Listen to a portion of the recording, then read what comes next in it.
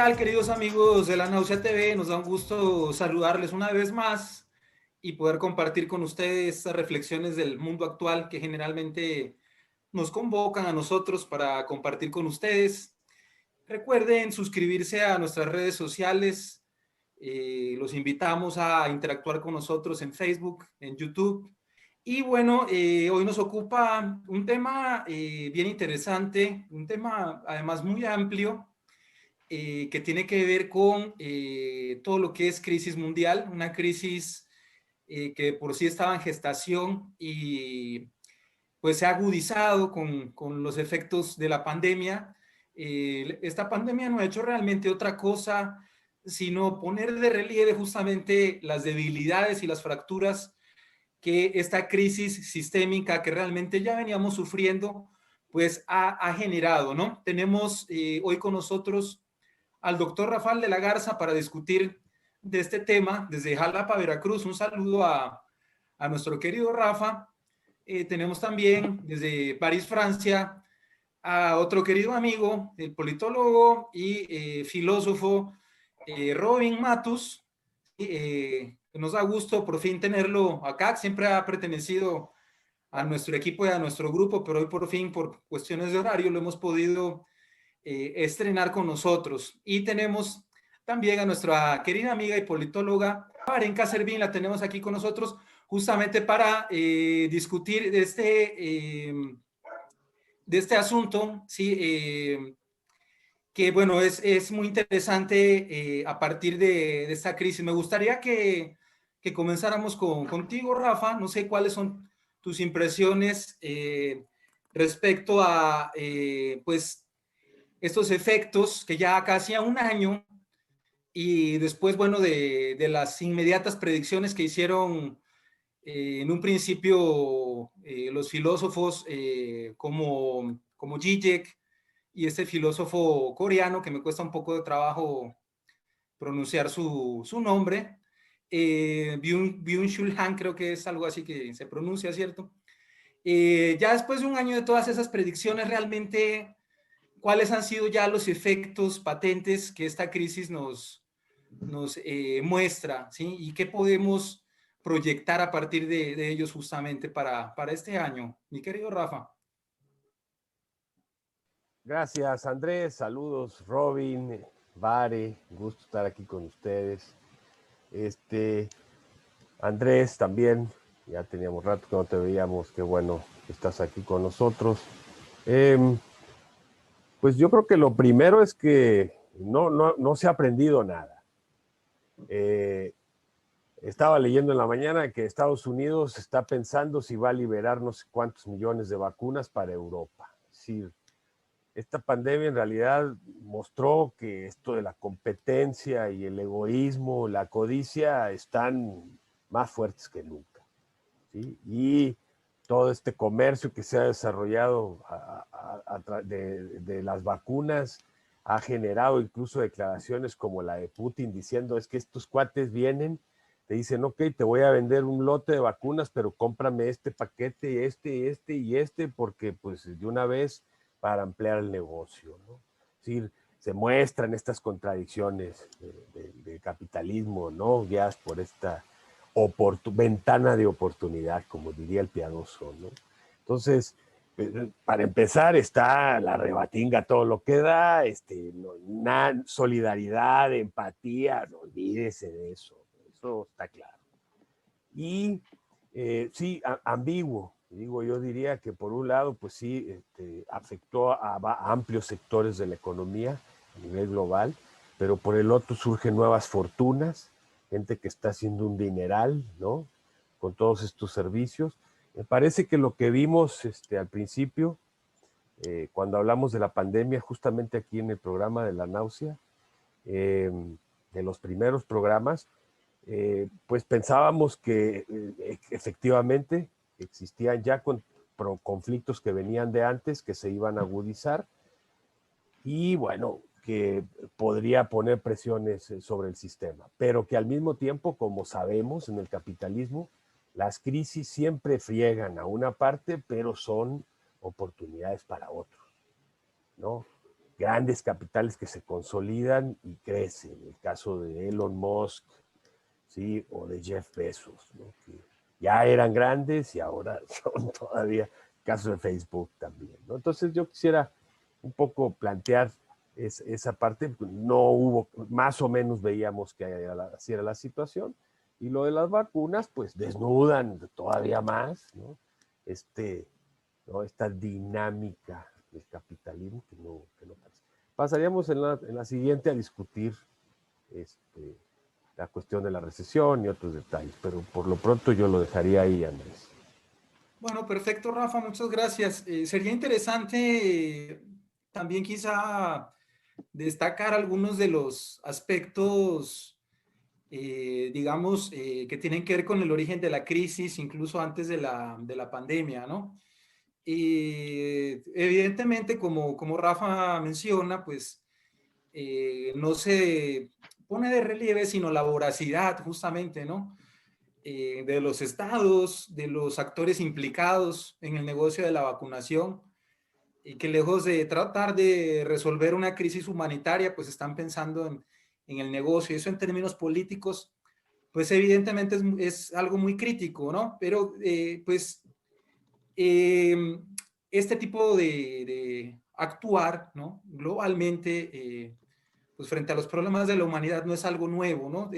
No sé, Varenka, si tú quieras hablarnos un poco justamente de la crisis original del capitalismo, o prefieres también destacar aspectos de la contingencia y la crisis ya a partir de la pandemia, ¿no?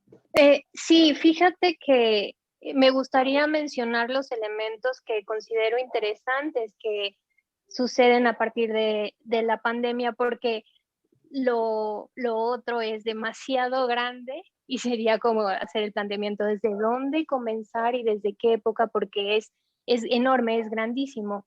Entonces, a mí sí me gustaría rescatar algunos puntos que me parecen interesantes respecto a algo en particular, y que es a la abismal ampliación que se hicieron de las brechas de desigualdad. Eh, esta crisis o esta crisis sistémica, porque no podemos hablar solo de una crisis del capitalismo, sino una crisis sistémica, una acumulación de diversas crisis, ha generado muchos elementos, y en particular en el aspecto económico, es algo que ya había mencionado antes, pero que me gustaría y que vale la pena mencionarlo aquí, es eh, mucho del PIB se sostiene de la clase media, del flujo y movilización que tiene la clase media. Entonces, esta crisis económica, la crisis sanitaria y todo, cómo ha generado ahorcado a las clases medias. Y hago énfasis porque es importante tener conciencia y claridad de cómo el individuo promedio de América Latina ya no es clase mediero, es pobre. Y eso es bien importante, tener conciencia de clase y cómo hubo un salto a que la mayoría de los latinoamericanos seamos pobres. En la pobreza, el 37.7% del latinoamericano es pobre. El 15.5% del latinoamericano está en pobreza extrema. Más de la mitad está en una categoría de pobreza. Entonces eso es bien rudo. También es súper rudo que en un año 2.7 millones de empresas, de micro, pequeñas y medianas empresas, hayan caído en bancarrota, que eran las que generaban más de la mitad del empleo en América Latina. ¿Y qué pasa? Además, 60%, y esto lo saco de datos recientes de enero de la OCDE, el 60% de los empleados latinoamericanos están en la, en la, en la informalidad y no tienen acceso a asistencia social, no tienen acceso a salud, no tienen acceso a todas las bondades que puede tener la formalidad, de las bondades que sí puede tener, no tienen acceso. Y ahora, el 60% está en eso, y estamos hablando que aumentaron 45 millones de pobres, y todo esto es una vorágine de una super bomba para la economía, para la salud, para la estabilidad, para todo. Y hasta ahí lo dejo en, en esta intervención. Gracias. Gracias, Varenka.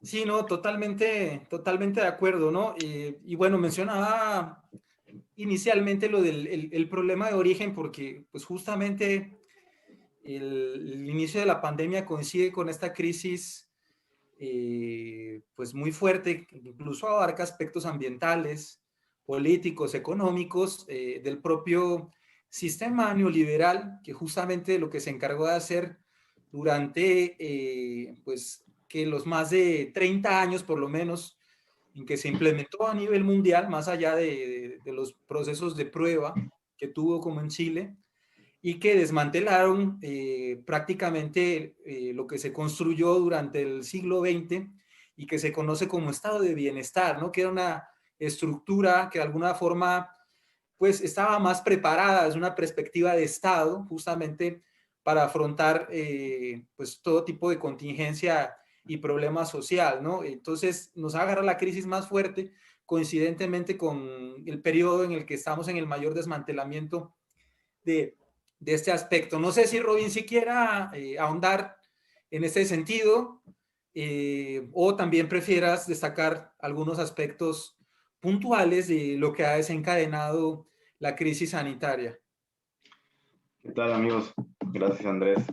Pues sí, yo creo que es importante mencionar, como bien dices, Andrés, que esta crisis tiene que ver con un ciclo más grande dentro de la economía mundial. El mundo desarrollado, de hecho, está viendo una rápida caída de estándares y el retorno a una desigualdad económica que no se había visto en mucho tiempo y que podríamos equiparar en algunos casos a la desigualdad del siglo XIX prácticamente. Pero como mencionas, corresponde esto con un ciclo más grande a nivel económico. Y esto no es algo nuevo, digo, en realidad la caída en los estándares de vida inició desde la recesión de 1973, luego del shock petrolero durante la presidencia de Nixon, y estamos hablando únicamente del mundo desarrollado. Podríamos decir que la edad de oro del capitalismo se extiende desde 1952, luego del final del Plan Marshall y de la reconstrucción de Europa, hasta la recesión de 1973. Y a partir de ese año, a partir de 1973, estaríamos en la desaceleración de una curva de crecimiento del modelo económico, que tiene que ver también con el desmantelamiento paulatino a partir de las décadas que siguen de este modelo de estado de bienestar. Y bueno, a diferencia de los países industrializados, en los países en vías de desarrollo, siempre se han evidenciado los costos sociales del modelo capitalista. Pero aquí me gustaría mencionar también el hecho de que esta crisis es muy peculiar desde el punto de vista de la ciencia política y de la economía. Y como todos sabemos, estamos en medio de una pandemia de proporciones como no se habían visto desde hace un siglo, desde la gripe española de 1918-1920.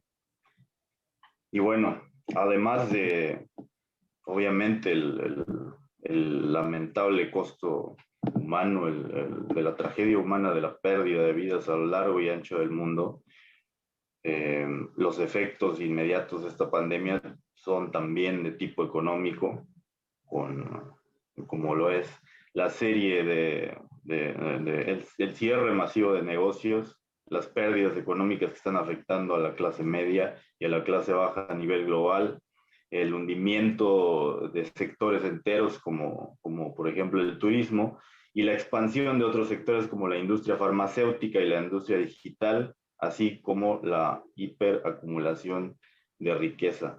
Entonces podríamos decir que esta pandemia no ha hecho más que acelerar una problemática que ya estaba en escena, con la peculiaridad de este salto hacia una nueva era a una verdadera era digital dirigida por una serie de gigantes tecnológicos que ya todos conocemos.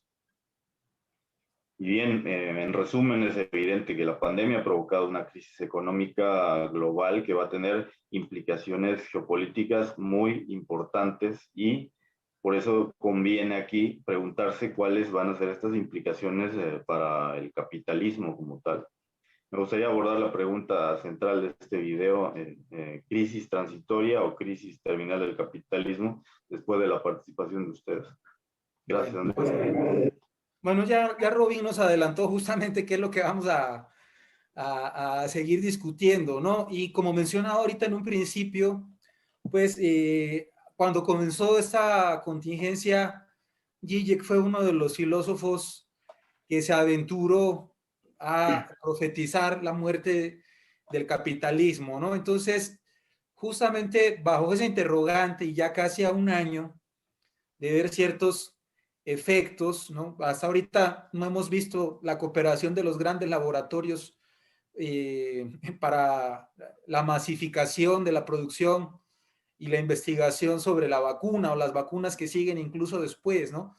Entonces, el panorama no parece ser muy alentador a partir de ese indicador y bueno, otros que sería conveniente que mencionáramos, pero no parece ser muy alentador con respecto a pensar que la crisis ha despertado una conciencia social o por lo menos que a los propios líderes les haya despertado también como la inquietud de pensar en la fragilidad justamente del sistema desde estas perspectivas, ¿no? Entonces, efectivamente sería conveniente que ahondáramos sobre si esta crisis que el capitalismo evidencia en este momento álgido y que pone de relieve todos sus mayores defectos, es una crisis transitoria. ¿Qué podríamos pensar a corto y mediano plazo respecto a cómo saldrá librado el sistema capitalista y neoliberal, ¿sí? Frente justamente a estas problemáticas? Podemos,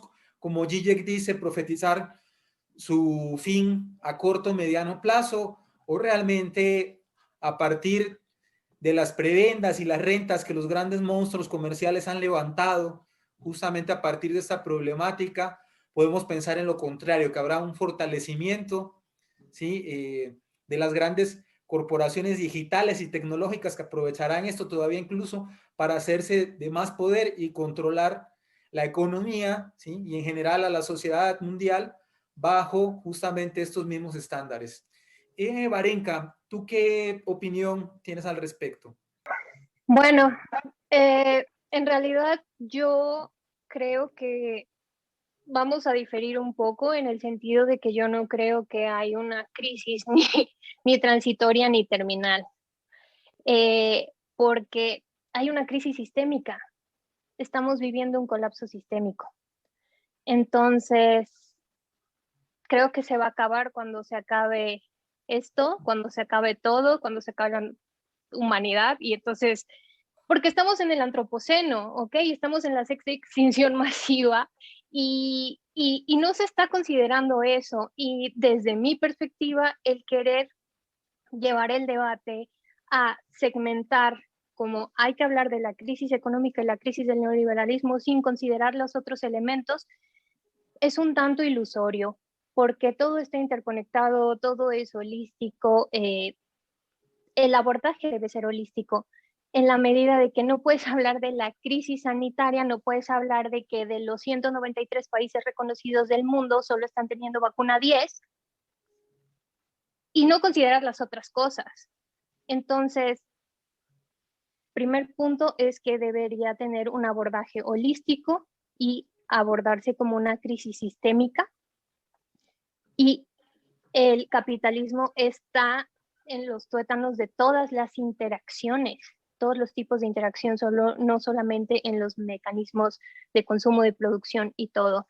Por ejemplo, me gustaría hacer énfasis en el mito del hombre verde y todo esto de seamos veganos y healthy food y comamos orgánicos y entonces vamos a consumir todo lo natural y hay países que dicen, bueno, nosotros ya no contaminamos, ya no estamos utilizando X elementos nocivos en nuestras tierras, pero están disipando la entropía. Europa está consumiendo muy sano y todo, pero está consumiendo lo que están produciendo y lastimándose en otros países, por ejemplo en Brasil. Entonces, qué bonito te ves muy limpio, pero toda tu basura, todo tu daño, se está generando en otro lugar y tú estás siendo un consumidor. Y le estás vendiendo a la gente que está habiendo una manipulación en dos sentidos. En hacerle creer a la gente que está colaborando y está siendo sano y está haciendo un beneficio para el mundo, porque está consumiendo eso, aunque sigue bajo las mismas dinámicas de producción y todo abrasador. Y la otra cosa es, el 70% de los gases de efecto invernadero lo producen 100 empresas. Y nos hacen creer que consumiendo menos bolsas, sin popote, usando cosas veganas, no crueldad, o sea, es bueno, pero no es la solución y nos están aventando la pelota y que falta total de ética. Bueno, ¿qué se podría esperar? Pero está terrible que la gente no esté considerando todo eso, que es decisiones globales y decisiones de políticas, no solo políticas de Estado, sino decisiones globales. Ahí lo dejo. Sí, no, realmente coincido mucho con el análisis que planteas y pues en dos de los grandes aspectos de lo que mencionabas ahorita, ¿no? Recuerdo de hecho el artículo de un ambientalista que decía que la eliminación del plástico por materias orgánicas realmente ocasionaría otro tipo de colapso por la demanda agronómica que implica justamente poder cultivar todas esas nuevas materias primas orgánicas, ¿no? Que también, como dices tú, colaboran al caos ambiental y esa entropía de la que mencionas. Y bueno, la otra cuestión que me llama mucho la atención también, pues, y con la que también estoy de acuerdo, y lo he mencionado incluso, no sé si acá en algunas veces, es que creo que el colapso y el apocalipsis nos va a llegar, sobre todo a América Latina, mucho antes de poder superar realmente por completo la colonialidad y de que exista una verdadera soberanía en nuestros estados latinoamericanos. Desgraciadamente creo que también que puede ocurrir eso primero, ¿no? Pero bueno, Rafa, ¿cuál es tu opinión entonces respecto a el pronóstico de este sistema global, económico y de producción que evidencia pues todas estas problemáticas? Sí, sí, Andrés, yo comparto un poco la idea de la crisis civilizatoria que plantea Vare y que bueno, se ha manejado, ¿no?, en los medios en los últimos años. Más allá de una crisis terminal del capitalismo, lo que estamos es frente a la posibilidad de una desaparición, ¿no?, del mundo como lo conocemos. Y bueno, partiendo de eso, la pregunta es, pues, ¿qué posibilidades hay de que se rompa esa tendencia, ¿no? Pues, y yo creo que una de las cosas interesantes de las crisis es que siempre está es la bifurcación de un camino, ¿no? Siempre están las dos posibilidades latentes, tal como lo planteaba hace algunos años Wallerstein, ¿no?, precisamente en su análisis sobre el sistema mundo, ¿no? Entonces, pues él comentaba que básicamente podría empeorar la explotación y ser un mundo más autoritario, más duro, o tendría una solución más, si tú quieres, participativa, democrática, por llamarlo de alguna manera. Es un momento clave de oportunidad, digamos, en el que existen las dos posibilidades y en las que el sistema está lo suficientemente débil para que sea incluso considerada como una posibilidad real, ¿no? Entonces, esta idea es más que nada para no caer en el inmovilismo frente a la tragedia inevitable, ¿no? pero no pierde uno de vista lo que está en juego, que es precisamente, y te digo, comparto esto de la crisis civilizatoria, sin duda, ¿no? Es que realmente la situación es así, está a ese nivel, ¿no? De lo crítico. Y efectivamente la economía ha sufrido un embate tremendo, sobre todo en la cuestión del empleo, ¿no? De todo lo que implica el consumo, ¿sí? Y esto va a tener un impacto en el mediano plazo. Lo tiene ahora y lo va a tener 5, 6 años, más o menos, en términos de que para algunos economistas la economía no se va a reponer, ¿no? En un año o dos, como nos quieren hacer creer los políticos. Digo, entendemos que los políticos nos quieren hacer creer eso. Ellos viven en el corto plazo.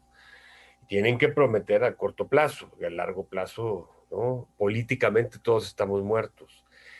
Pero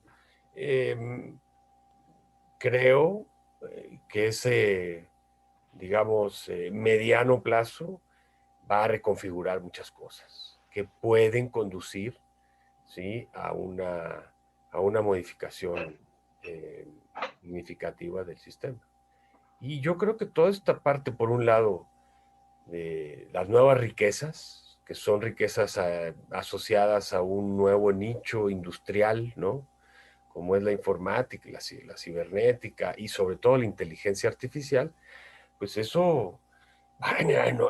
Digamos, la cantidad de dinero que va a generar eso seguramente va a ser muy saludable para el sistema. Estos nuevos nichos de mercado rejuvenecen, le dan opciones al sistema.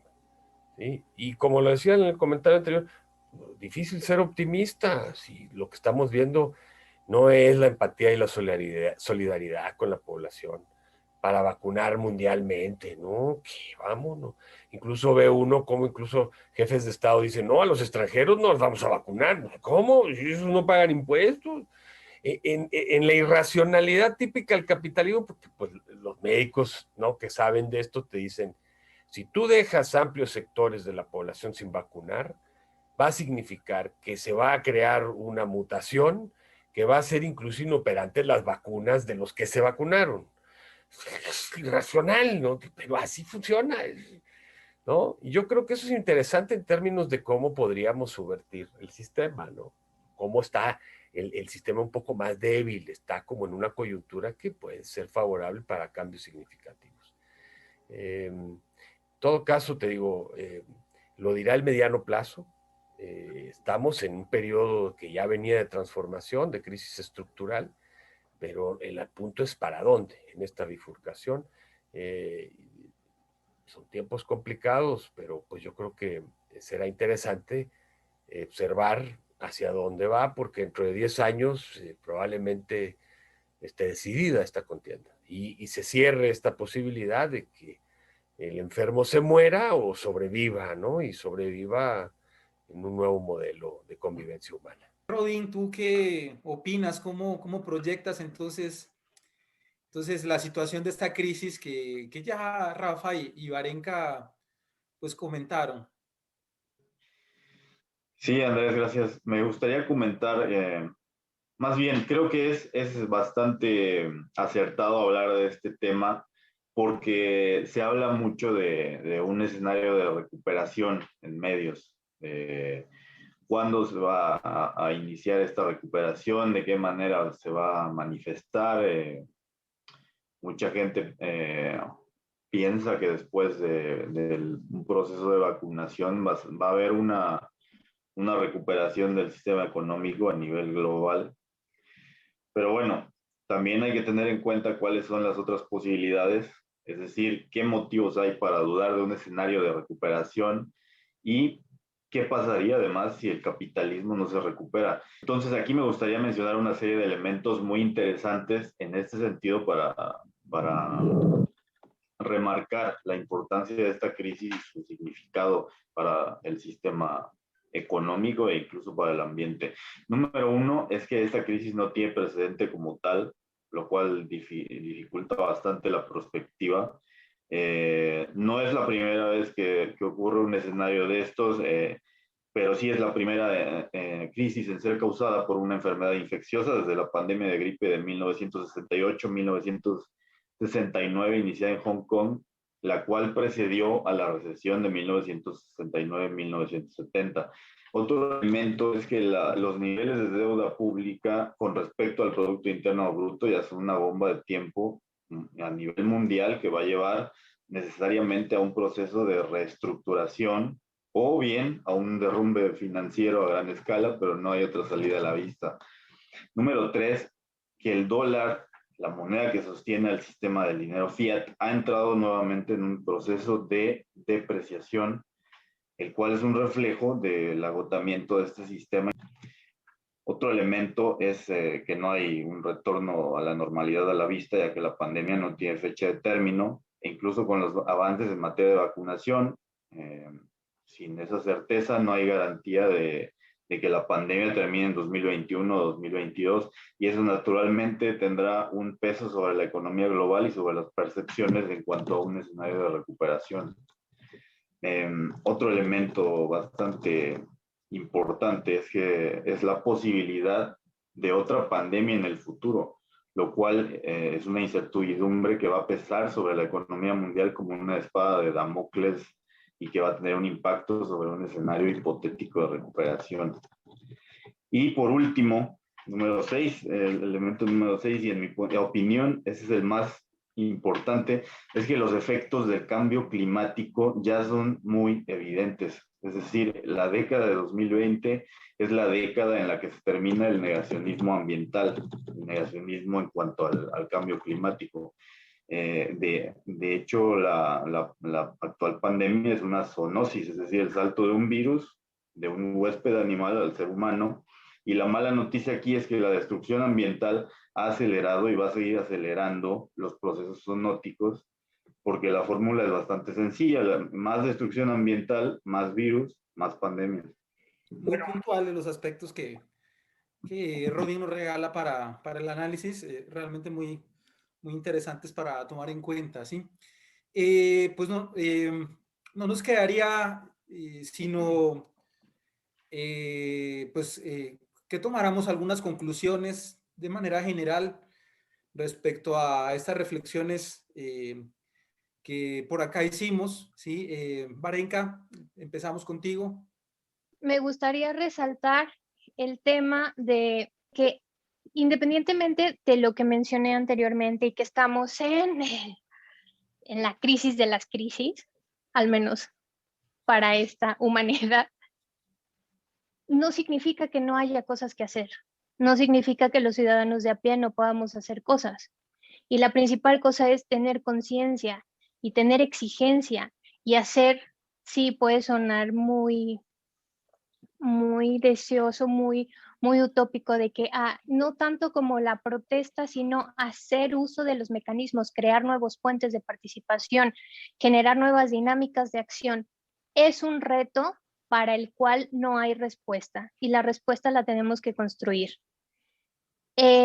Estamos bajo un colonialismo corporativo en el que unos cuantos nos están invadiendo en todos los sentidos. No tenemos libertad, están al tanto de todo lo que buscas. No puede ser que si pones coche o perrito en tu computadora, ya tienes propaganda de eso en el celular.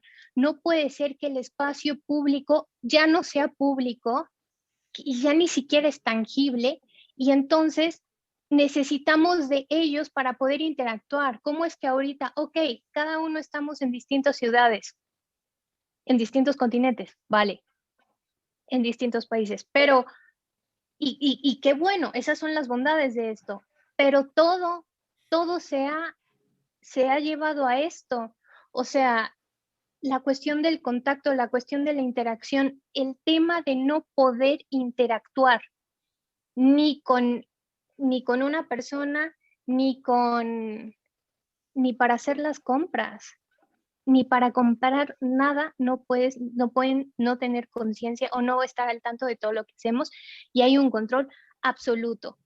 Y una cosita rápida es en el mismo sentido esto del necrocapitalismo, como lo menciona este autor muy interesante que de nombre un poco complicado, Subabrata Bobby Banerjee, como toda esta dinámica es que es un absurdo que sea necesario y todos lo sepamos y sigamos moviéndonos en esto, de el hecho de que para que unos estén bien y estén fluyendo padrísimo en sus yates y estén acumulando y acumulando y acumulando y acumulando y que pueden vivir no sé cuántas vidas que no van a vivir, acumulando a costa del sufrimiento de otros, es que es un absurdo. No puede ser, no puede ser.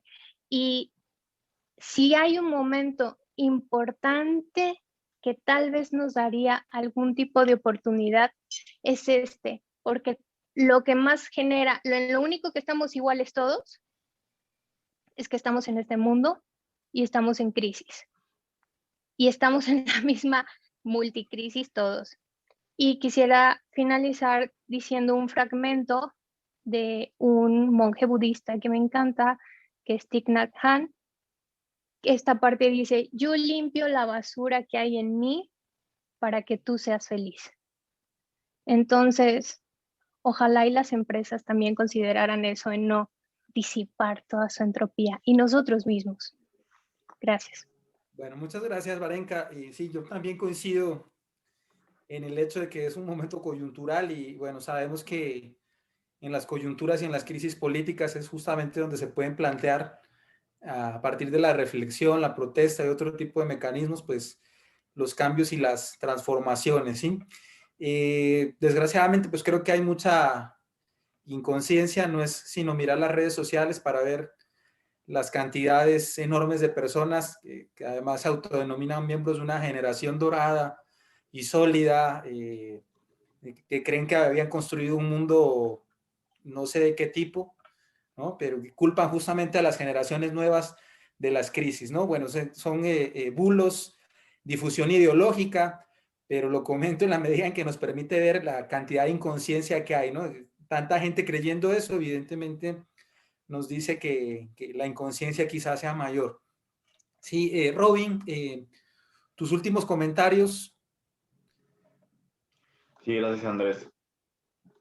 Pues bien, yo creo que a manera de conclusión podríamos mencionar que tenemos dos o tres, quizás, escenarios posibles.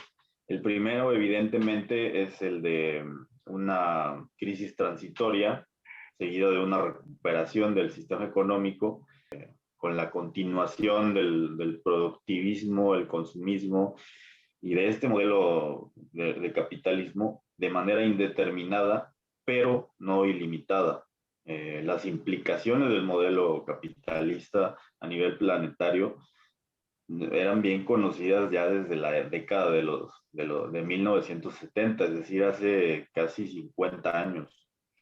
En 1972, por ejemplo, se publicó el libro Los límites del crecimiento, en inglés The Limits to Growth, en el cual se resume esta contradicción entre un modelo de crecimiento infinito y un planeta de recursos finitos. Y la consecuencia de este modelo es naturalmente el agotamiento planetario en algún punto en el futuro, un punto que los autores de hecho localizan entre los años 2020 y 2070, y describen también un escenario en el siglo XXI en el que la humanidad camina sobre la cuerda floja de una serie de factores en juego. Uno es la población, que va en aumento. Dos es la producción de alimentos para esta población. Tres es la producción industrial para satisfacer la demanda de la población. Cuatro es el número de servicios por persona. Y por último, 5 es la contaminación, que es consecuencia de la producción y el consumo. Entonces aquí estamos hablando de todos estos factores que contribuyen obviamente al agotamiento de recursos y a la destrucción ambiental, que, como ya habíamos mencionado, tiene bastante relación con la pandemia que estamos atravesando. Y últimamente vemos mucho, como ya había mencionado también, el tema de la recuperación y de qué forma va a tener qué forma va a tener este escenario de recuperación, si va a ser en forma de V o de U. Y yo creo que la mala noticia aquí es que en realidad no importa la forma de la letra de la línea de recuperación. Y yo diría que en un futuro podríamos ver incluso una Y en donde el camino se bifurca entre un daño ambiental irreversible o el agotamiento de los recursos naturales. Y esto va a ser consecuencia nuevamente de un modelo de crecimiento que no concuerda con la realidad, porque es impensable que economías gigantes como las de China o los Estados Unidos continúen creciendo al infinito y que sigamos pensando en el crecimiento como un porcentaje que oscila normalmente entre el 0 y el 10%, pero que en realidad representa cantidades impresionantes de extracción de agua, de materias primas, de agotamiento de terrenos cultivables, de destrucción ambiental, de explotación de animales y de explotación laboral, a final de cuentas. Entonces, tomando en cuenta todos estos elementos, podemos decir que el escenario de recuperación y el escenario de colapso van en realidad de la mano, y la única alternativa es, como todos sabemos, un cambio de modelo económico que deseche esta visión de productivismo, consumismo y de crecimiento al infinito con la sobreexplotación de los recursos planetarios y ambientales que esto conlleva. Muchas gracias, Andrés. Bueno, no, gracias a ti, Robin. Sí, bueno, un dato curioso ahí a propósito de lo que comentas. Elon Musk, quien para muchos ha sido un gran millonario, pero con conciencia ecológica en algún sentido, parece ser que ya se cansó como de tratar de salvar el planeta y ahora mira hacia Marte, ¿no? Más allá de la fábula, la fantasía que pueda haber alrededor de su figura, pues quién sabe qué nos pueda decir ya este tipo de justamente decisiones de esos grandes y excéntricos empresarios, ¿no? Rafa, para finalizar, tus conclusiones respecto al tema. Sí, sí, Andrés, pues la verdad decíamos que en las crisis o se salva el enfermo o se muere, y en las posibilidades de salvación, ¿no? Independientemente de que se endurezca el sistema o se haga más participativo y abierto, eh, fenómenos que se han manifestado en los últimos 20 años, sobre todo toda la cuestión que tiene que ver con inteligencia artificial y el 5G, es decir, esta banda que soporta una enorme cantidad de datos, pues nos tienen una situación que difícilmente se va a modificar. El reconocimiento facial, lo comentaba Vare, el seguimiento de tus hábitos, es decir, el fin de tu privacidad como tal, como derecho, pues parece lo que se queda, más allá de que, no, de los escenarios que mencionaba Robin, lo que se queda es eso, ¿sí? Una compresión del espacio público y una paranoia, ¿no?